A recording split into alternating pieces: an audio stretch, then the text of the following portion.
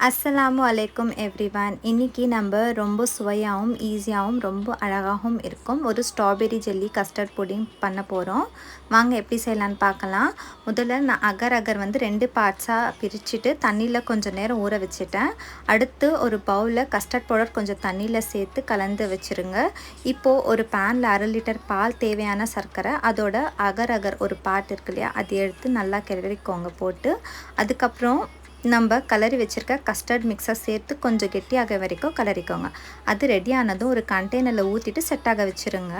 அடுத்த லேயருக்காக ஒரு பேனில் கொஞ்சம் தண்ணி, சர்க்கரை, மீதமுள்ள அகர் அதோட ஜெல்லி கிறிஸ்டல் சேர்த்துருக்கேன். நல்லா கரைய வைக்கணும். இப்போது செட்டான கஸ்டர்ட் மேலே ஸ்ட்ராபெரி துண்டுகளை வச்சுருங்க. அது மேலே ஜெல்லி மிக்ஸை ஊற்றிட்டு மறுபடியும் செட் ஆக வைங்க. அவ்வளோதான், நம்ம ரொம்ப அழகாகவும் சுவையாகவும் இருக்கும் strawberry jelly custard pudding ready. இந்த ரெசிபி பிடிச்சிருந்தா லைக், ஷேர் பண்ணுங்கள், ஃபாலோ பண்ணுங்கள். ஜாஸக்கல்லா.